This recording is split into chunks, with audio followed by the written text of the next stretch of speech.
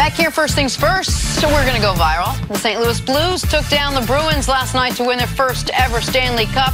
No one happier than Blues superfan Scott Barry, who put in a $400 bet back in January at 250 to 1 odds and refused to hedge. Yes. Ultimately paying out $100,000. Team no hedge. That's good me. for him, man. Me and Nick. That is awesome.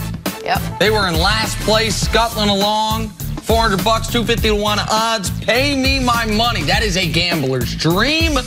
That is awesome. It's exhilarating. It's game number 7. You could see it last night. It was in the building. For them to be able to go on the road, snatch it, their first check. Now, first ever. First ever. Do we get back-to-back nights? Franchise get their first championship ever. Toronto Raptors making it that the road team would win 4 straight games in a row to finish them out. But if I told you Canada was going to win a title, you would imagine it would be in a hockey title, Absolutely. not basketball. And I feel so badly for those folks in Boston. Their championship drought now extends to like 128 Sorry, Bruins days. fans.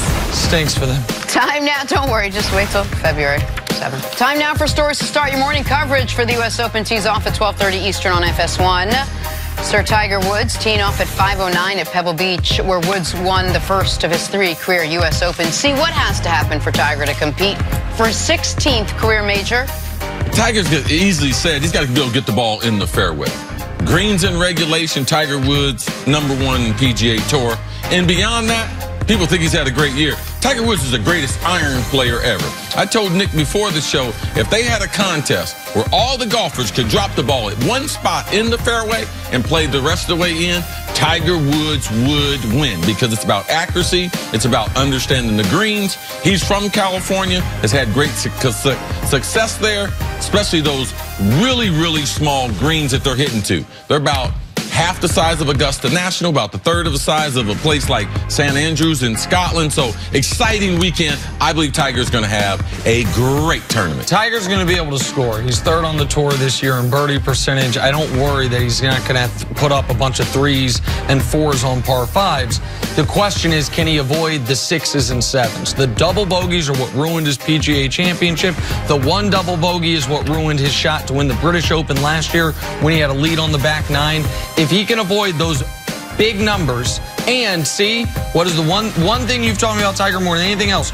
First hole of a tournament. Oh, my gosh. Anxious. If he can get out of that first hole of 72 with just an even par and then get rolling from there, I really like his chances, he and Koepka on Sunday. Nick, you always like Tiger's chances. I pick him every week. That's true. Okay. To the NFL now. Cam Newton returned to the practice field Tuesday, first time since his off-season surgery on his throwing shoulder, and he unveiled some new throwing mechanics. See, what does the new throwing motion mean for Cam and the Panthers? What they're really trying to do is tighten up his motion. It's no different than a golf swinger changing his golf swing, which we have seen very few be able to do it and do it successfully. We've seen other quarterbacks in the NFL, being Tom Brady, Drew Brees, that have changed their motion, makes them more accurate, makes them more efficient. And for Tom Brady and Drew Brees, they don't have the type of arm that Cam Newton has. It allows them, Drew Brees, because he's a small guy, to generate more power. A lot like Russell Wilson does, great throwing motion. And Tom Brady, it's allowed him to be more accurate and allow him to play for a longer period of time because he's had no shoulder problems. So I look for Cam Newton to add this to his game. It talks about Scott Turner and Norv Turner, quarterback coach, offensive coordinator. Cam believes in them enough to allow them to change his motion. To me, if this is successful, it will have 2 separate positive impacts. One is he should become more accurate and more consistent, especially on the easy throws that sometimes have bedeviled Cam a bit. And the other one is it should make it less likely he re-injures that shoulder. What happened, Panthers were really good last year till Cam hurt his shoulder. Their season went to hell. If he uses his lower body more to throw instead of just upper body, that should help. The thing I like is he's not changing his throwing motion because he hurt it throwing. He got hurt getting hit. Yep. He's just trying to be more efficient. All right, to the NBA now. Very busy day for Kyrie Irving yesterday. Reportedly opted out of his contract with Boston, ensuring that he will become a free agent. Irving also reportedly moved on from his longtime agent and is eyeing Rock Nation, who coincidentally also reps Kevin Durant. See, what does this all mean for where Kyrie ends up? I don't think it means that much. I think that he was going to go through transition. Let's go back to the beginning when he requested a trade out of Cleveland because he wanted his own franchise. Boston was not on the list of teams that he wanted to go to. So I look, he's going to come to New York, and the Knicks and the Nets right now, it's 50-50 who can get him. I don't believe him changing agents, who actually one of the executives at Rock Nation, his brother, is one of the executives for the Nets. I'm not going to lead too much into that. I believe he wants to be on the East Coast, but in New York City, and he'll be at one of those franchises. I think Kyrie has a very good idea of where he's going. I think he believes right now he's going to Brooklyn. I would say Brooklyn's the leader, then the Knicks, then the only other team to me on the board is the Lakers, but if Boston's not there. To me, these are separate issues, though. As far as he's going to get a max contract, Rock Nation offered to waive the commission on this contract in order to get his marketing rights.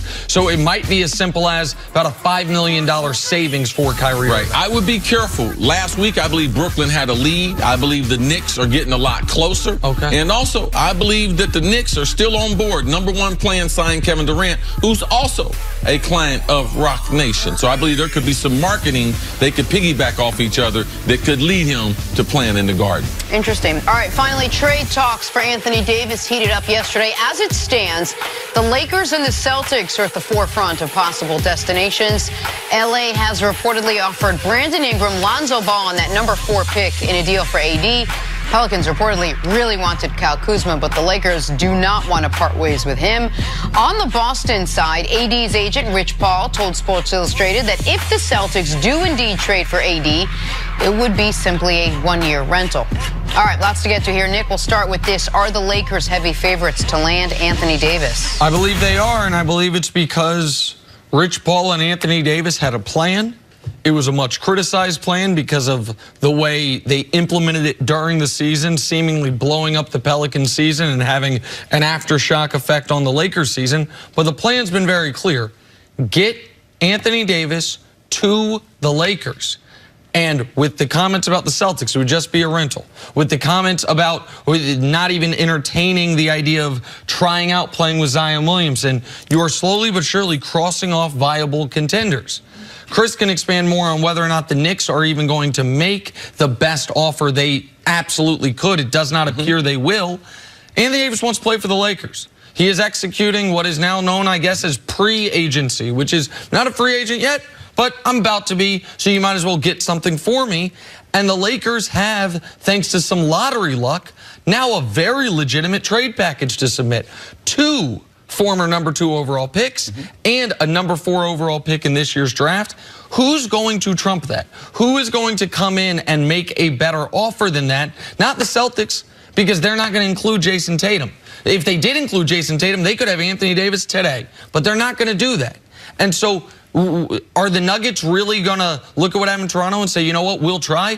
I don't think it'd be a terrible idea, but I haven't heard anyone saying that they're going to do that. Just people like me speculating they have the assets to make it work. The Clippers don't have the assets. The Clippers have a better team right now, overall supporting cast than the Lakers, but they don't have the young ascending players and they don't have a top 5 pick. So who is the other team that's going to trump what the Lakers have to offer? Well, I do believe that Anthony Davis, when they started out on this course, to leave the Pelicans, I do believe there was 2 destinations. I believe that he verbalized that in saying he would go to New York with the Knicks or he would go to Los Angeles. Now, I believe that the Lakers, they're getting a tremendous benefit from the Kevin Durant injury, because if we're sitting here today, I don't know if Rich Paul and AD can say that New York is still not a destination. I've heard from a source that Anthony Davis, he would like to come to New York if he couldn't get to Los Angeles.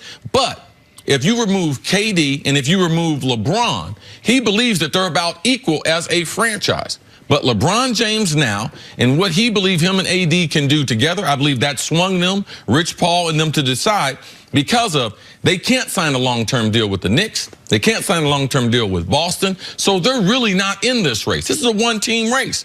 because the Lakers are the only team he will sign the extension, so you will not get the best offers. But I do believe when they started off down this course, there were two destinations, one being New York City with the Knicks and one being with the Lakers. And just real quick, Rich has been adamant that even if he's traded to the Lakers, he is not preemptively signing an extension, that no matter where he goes, he's going to enter free agency next year. But the Lakers know. Why what? Why would you even say that? You've been hinting that you want to be with the Lakers this whole time. He thinks so I add another wrinkle to it. I'm just telling, listen, that's a question, I guess, for Rich Paul, but and for Anthony Davis. It's a huge chance, too, that Rich Paul's taking with his business of Anthony Davis ends up getting hurt when he has a contract sitting there waiting for him to sign. So it's a huge risk that he's taking. And again, maybe they would get there and they'd change their mind. But what he said in that Sports Illustrated article is he is entering free agency. He said it repeatedly. No matter who trades for him, he's entering free agency. But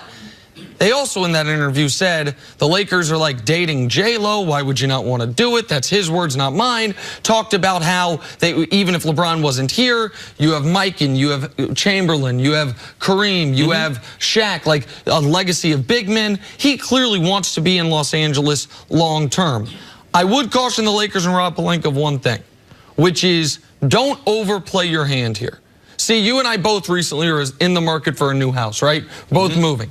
And there's an instance when you find the place you love where part of you's like, man, I think I can get it a little bit cheaper. And then what do you run the risk? Losing it. Of losing it. And then regretting it. And then having to settle. And then saying, man, was a few X amount of dollars worth it?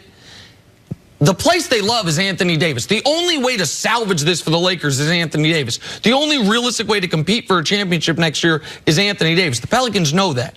So the Pelicans, if they at the last minute say, guess what? We actually want an additional future first. You include it. Because the way to get this era off the ground, which stalled for a year in Los Angeles, is to acquire Anthony Davis this offseason. You wonder if the Lakers have their wits about them enough to be able to pull off a trade like this. Coming up, Steve Kerr talking about Kevin Durant's injury. You're going to want to hear from him. That's next on First Things First. My wife just texted me and said, why can't we get